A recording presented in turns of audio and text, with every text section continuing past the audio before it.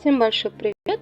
Сегодня мы делаем гирлянду. Для этого нам понадобится самозатвердевающая масса, формочки для печенья и джутовый шпагат. Из массы мы вырезаем фигурки и оставляем высыхать в течение суток. Отверстие я проделала деревянной шпажкой. После того, как фигурки высохли, мы их связываем между собой при помощи джутового шпагата.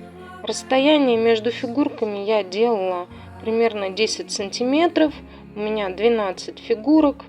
То есть длина гирлянды у нас примерно 1,5 метра. И вот таким образом я завязываю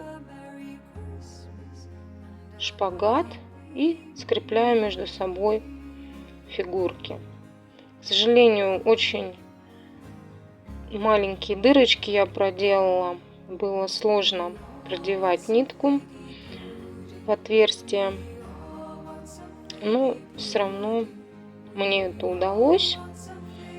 Также эти фигурки можно разрисовать красками различными, покрасить либо однотонной, либо какие-то орнаменты. Я оставила простые. И потом мы будем вешать гирлянду на елочку. Вот так у меня получилось.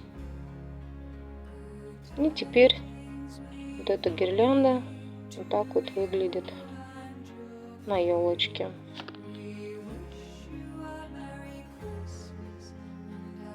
Пробуйте. Все легко и быстро.